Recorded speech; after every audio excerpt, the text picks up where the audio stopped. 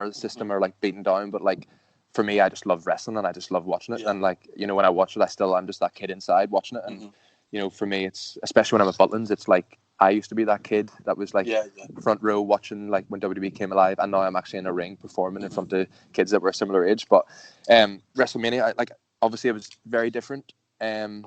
It wasn't because I've been for example, I've been to the last 3 WrestleManias in a row, so I've been in the stadium where there's been like 100,000 people and the atmosphere is incredible and it's amazing. So there were times I was watching it, I was kind of like, oh, this is kind of like just watching the Raw and SmackDown that they have been doing the past few weeks. But I take my hat off to obviously everyone that went out there and performed. For example, like I did that No Fans Monday show on YouTube before all this kind of really took off, and you know, it was very strange and daunting, like going out there with no crowd to perform in front of. Like we knew there was a camera, and obviously we had to know we were performing in front of people watching. But to be at the very top of the game, and like to be in storylines and big feuds, and like Drew McIntyre, for example, to be going out there to win his championship to no crowd, whenever like he has worked so hard to like build himself up, and you want that moment deep down in front of like thousands of people and stuff, and you know, so I take my hat off to all those guys for going out, because they tore it up. Like that ladder match, for example, was ridiculous. Like some of the stuff, and there's like I remember like when I was watching, I was like, you know, this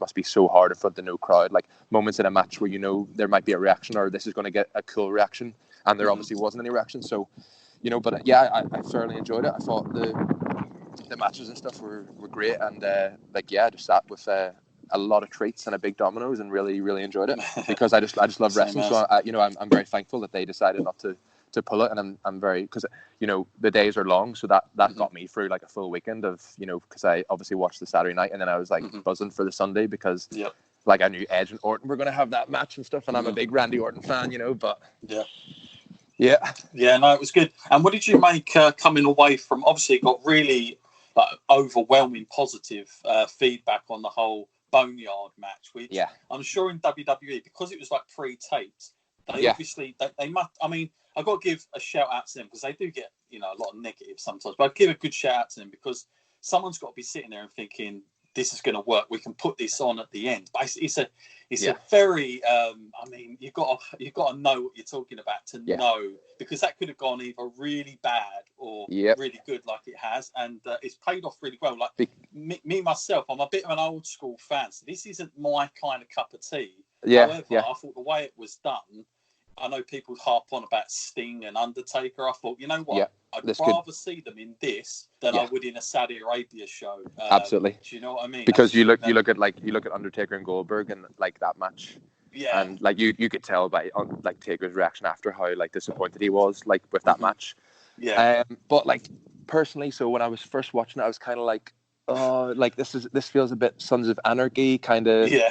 You know, like for example, every strike, like Undertaker's an amazing striker, but like every punch he hit was on the button, and like everything just looked perfect. Yeah. And so, you know, when you're used to seeing the last couple of matches Undertaker's had, it's been like, so it was kind of like watching a Netflix kind of show. But then I went back and watched it again, and it was like I saw how different it was, and how, you know, for longevity, like the Undertaker's had an amazing career, and he's so respected, and like he's like one of the best ever. Obviously, it's Mount Rushmore. Everyone says like his face is probably the first on that. You know what I mean? Yeah. But so if this is going to help get like 2, 3, 4 more years out of the Undertaker doing this sort of stuff, then, you know, like we'd rather see this kind of stuff than you know, it kind of being hard to watch in the ring if, you know, stuff goes wrong, or do you know what I mean? Yeah. So definitely, like, and you know, again, like you say, like everyone's been harping on about Sting and Taker, and this would be the perfect, as long as they don't do it too much with like too many people. I feel like a Boneyard match, I feel only really works with like Mankind or Undertaker or Kane, kind of like you don't want to just you don't just want to see like a normal feud and then them being like, oh, you know what, the only way to settle this is in a Boneyard match, and then it being like that, because I just think it should be saved for like those big moments and those big attractions, and then you're like, for example, like Sting and Undertaker can work towards that for like a whole year and build like a feud during promos and things, and then obviously have it pay off and that sort of thing, because the Fiery Fun House match, that was just ridiculous. Yeah. But I remember just sitting going like, what am I watching? And then just being like laughing at points and being like, when it finished, I was like, okay, well, I don't actually consider that being a match, because it wasn't. But again, people loved it, and it was, I mean, that's what entertainment is. It doesn't always have to be, you know, the like in the ring, like if you sit there and someone is enjoying it, then you're entertained, and that's the whole point. So, again, like I think it was Jeremy Borash that helped produce those things. Big hats off to him, and obviously the whole production team, definitely. Yeah, no, I think you're hitting the nail on the head there. You don't want to be, be having these all the time. I used to say that about the mystique about Hell in a Cell when it first come along, and now that there's like a pay-per-view named, it takes a lot of the mystique and what it stands for, because the Hell in a Cell would be a time where you really had to go to it, but now because it's on the calendar that month, it just happens to be there, which is a bit of a shame, but. No, I totally agree, and I thought both things were really well done. I was intrigued to see what Dave Meltzer would rate the matches. Yeah. But the Firefly, like that match, I watched it about 3 times now, and every time I watch it, I see something different, or something I missed the first time. And I think what's good about it is, for a change, to be a WWE fan, sometimes you don't always get rewarded for your paying attention, and for a long-term fan. But I thought if you're a fan of Bray Wyatt and John Cena, and obviously from their last match, and there's a bit of nostalgia in there as well, like the whole Saturday Night's Main Event thing, which I thought was really, really well done. There's quite a nice payoff to it as a fan sitting there watching that. And again, it was one of those things I didn't really have a problem with. It wouldn't always be my cup of tea, but I thought it was very, very well done. Yeah, definitely. In the story that they were telling. Man.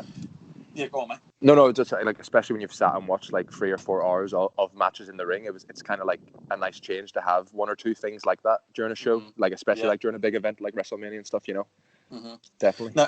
No, obviously you growing up, we spoke about this last time, you'd had it hard a little bit, getting in. I think everybody says that about you, in terms of how much effort you put in, but kind of talk us through, when you was a child, at what age was you one of these kids that said, I want to be a wrestler when I grow up?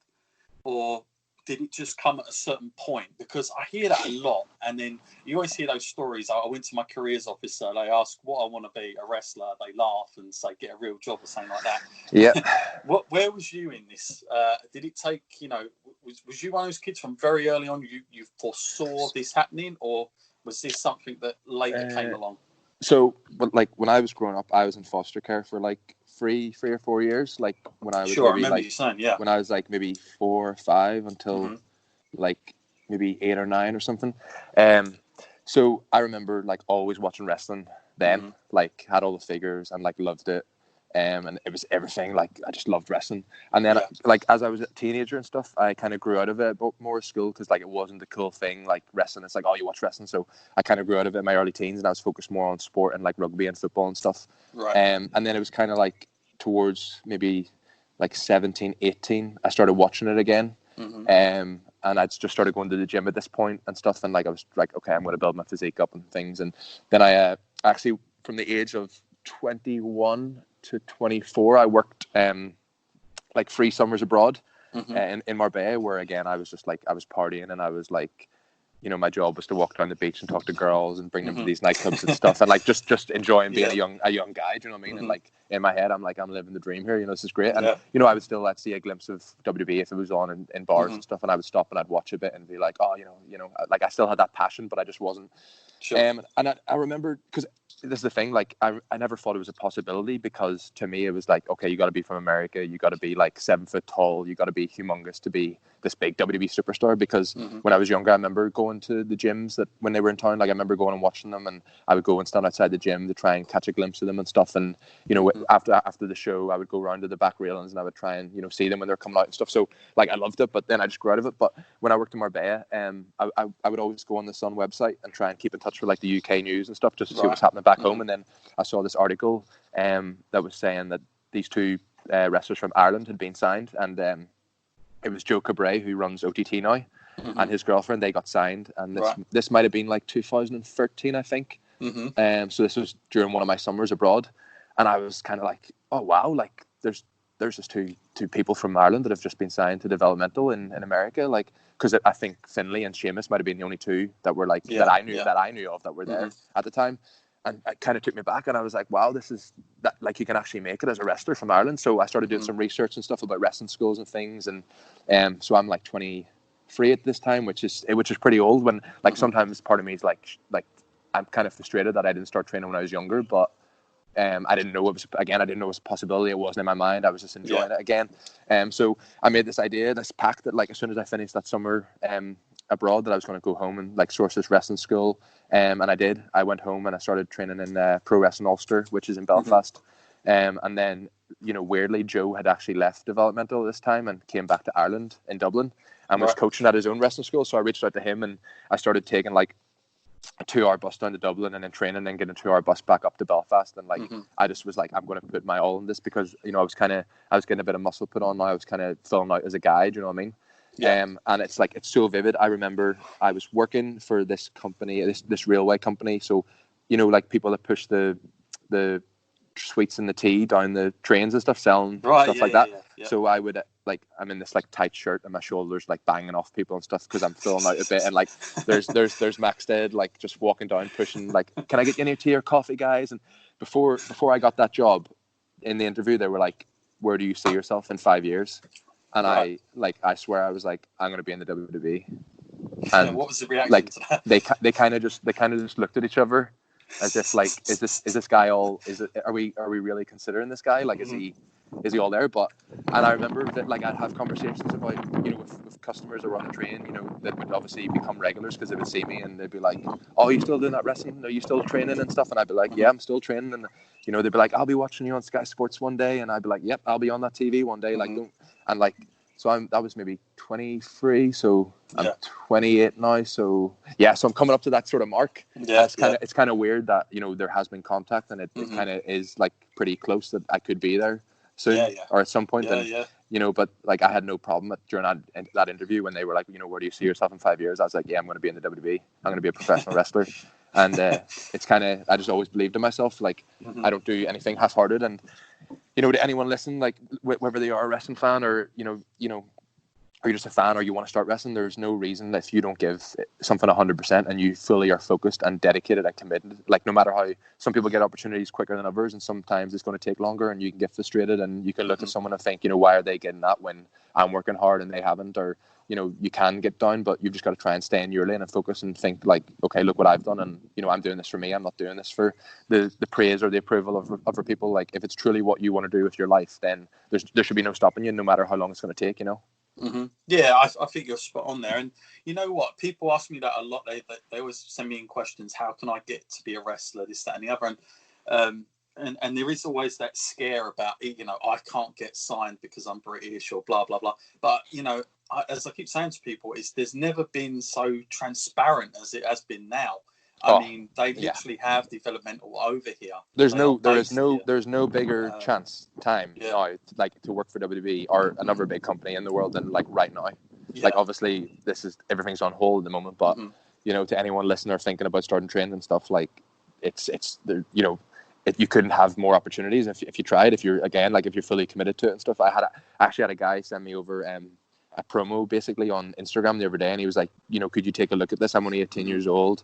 He was like, I'm going to apply for WWE on their website and stuff. And I was like, yeah, of course, I'll take a look at your promo and stuff. And I was like, you know, what training school are you training at? And he was like, oh no, I'm not training at a school and stuff. And I was kind of like, well, there's your first problem. Yeah. I was like, because he said, you know, I don't have a car and stuff. And I was like, well, like I wasn't boasting or anything, but I was like, you know, I used to take a 2-hour train to Dublin to train for an hour and then 2 hours back up. So there's 4 hours of traveling just for an hour of, you know, and so I just said to him, look, you live in this part of Ireland, and I even went on my Google Maps and found out how far Dublin is and how far Belfast, and you know, Belfast is maybe an hour away from where he lives. So I said to him, like, you know, I was like, there's no reason why you can't be getting a bus. If it's what you really want to do, you're 18, go out there, get a job, make sure you've got a bit of money and put your all into it and do that travel. You can't just apply to WWE at 18 years old and then they're going to, you know, say, okay, well, you know, what have you done to try and make this happen? And then you just be like, oh, well, I just thought this promo might get me there. You know, you got to go out there and, you know, make those opportunities for yourself. Like there's a good quote that it's like, it's better to be ready for an opportunity and not have one than have an opportunity and not be ready. Do you know? And it's something that I always kind of stand by. It's like, although I don't know when or if I'm going to make it to there, like I believe myself that I will, but I don't know when it's going to happen. But I'm doing everything that I can now to be ready or to be as ready as possible for when an opportunity does come, you know? Yeah, no, definitely. And, you know, it's like we keep harping on about, the UK scene is such